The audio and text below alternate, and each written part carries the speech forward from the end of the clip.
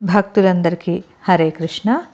ఈరోజు మనం ఏకాదశి వ్రతమహత్యం విధానం శ్రీ గౌరచంద్రదాస్ ప్రభుజీ రచించిన పుస్తకం నుంచి అమలకి ఏకాదశి వ్రత విధానం విందాము.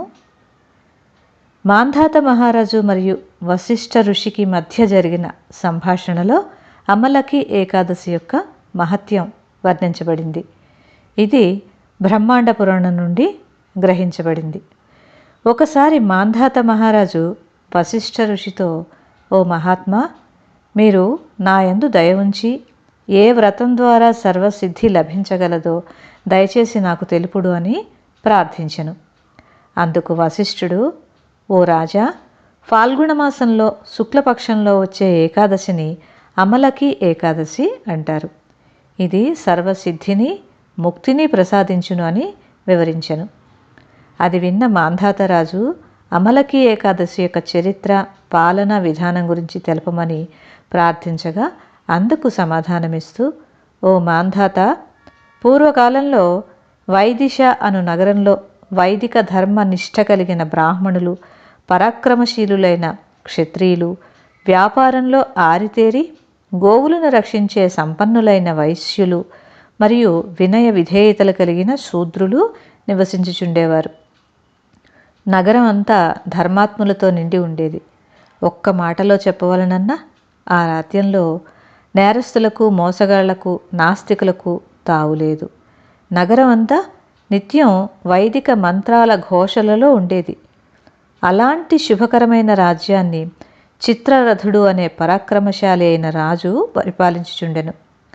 ధర్మబద్ధంగా రాజ్య వ్యవహారాలు నడిపించుచుండడం వలన రాజు మరియు ప్రజలు సుఖశాంతులతో జీవించుచుండిరి. ప్రజలందరూ భగవంతునిపై భక్తి విశ్వాసం కలిగి ఏకాదశి వ్రతాన్ని క్రమం తప్పకుండా అందరూ ఆచరించేవారు. ఇలా అనేక సంవత్సరాలు శాంతియుతంగా గడిచిపోయాయి. ఒకసారి ఫాల్గుణ మాసంలో శుక్లపక్షంలో ఏకాదశి తిథి ద్వాదశిని కలుపుకుని వచ్చింది. ఇది చాలా శ్రేష్టమైంది. దీనిని మహాద్వాదశి అంటారు. ఈ మహాద్వాదశి యొక్క విశిష్టత తెలుసుకున్న రాజు మరియు నగర పౌరులు ఏకాదశిని భక్తి శ్రద్ధలతో ఆచరించడానికి సన్నద్ధులైరి. ఏకాదశి రోజు ఉదయాన్నే నదీ తీరంలో ఉన్న శ్రీ నారాయణుడి ఆలయాన్ని చేరిరి. ఆ ఆలయంలో ఒక ఉసిరి చెట్టు ఉండెను. అమలకి ఏకాదశి రోజు ఉసిరి వృక్షాన్ని పూజించడం ఆనవాయితీ. రోజు నదిలో స్నానం చేసి నీటితో నిండిన కుండను చక్కగా అలంకరించి దానితో పాటు పాదుకలు, గొడుగు, వస్త్రము మరియు 5 రకాలు వజ్ర వైడూర్యాలను అమలకి వృక్షం కింద పెట్టారు. తదుపరి పరశురాముని విగ్రహాన్ని ఉసిరి చెట్టుతో కలిపి ధూపదీప నైవేద్యాలతో పూజించెను.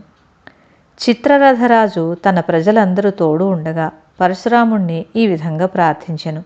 ఓ పరశురామా, నీవు పాప ప్రక్షాళన చేయుటకై 21 సార్లు దుష్టులైన క్షత్రియులందరినీ సంహరించితివి.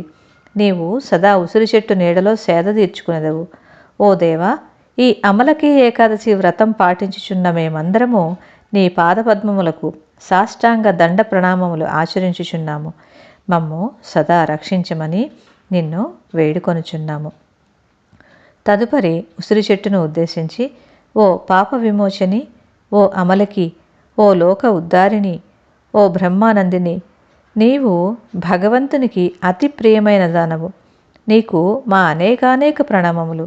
మా ఆరాధనను స్వీకరించి మమ్ము పావనం చేయవలసిందిగా కోరుచున్నాము అని సమిష్టిగా ప్రార్థించిరి.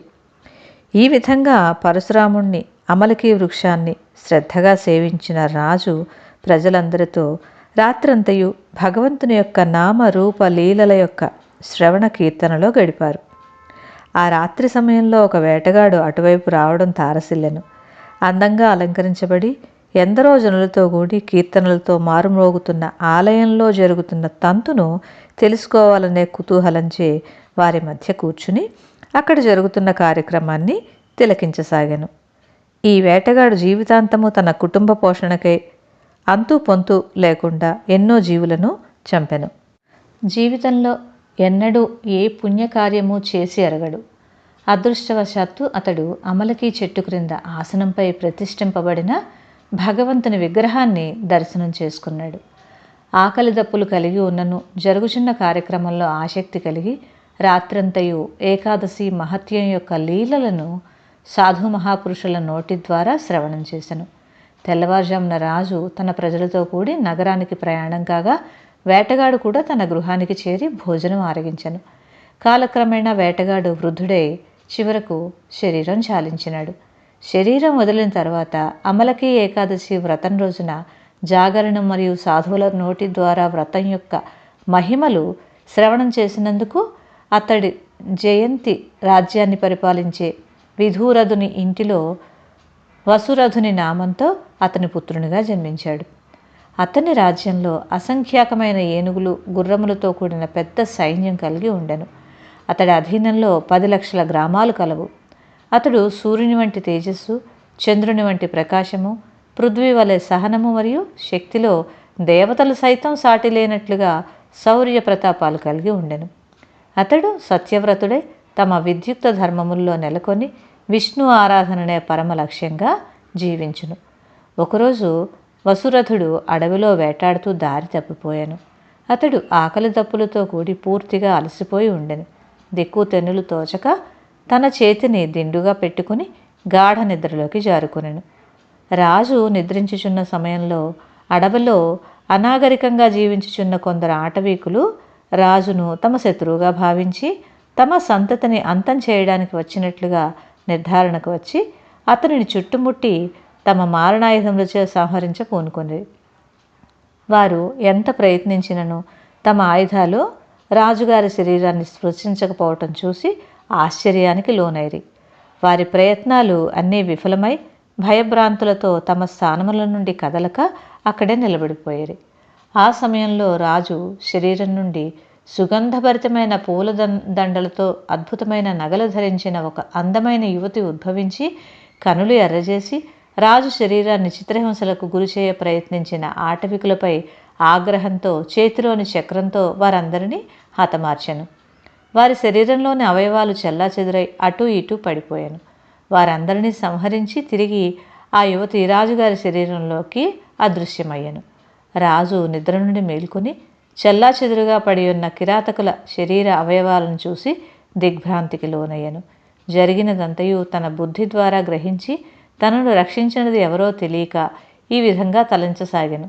ఓ విధి, ఎవరు నన్ను ఈ కిరాతకుల చింత నుండి రక్షించినది? ఆ శ్రేయోభిలాషికి నేను జీవితాంతం రుణపడి ఉందును. అలాంటి ప్రాణమిత్రుడికి నా అనేకానేక ప్రణామములు.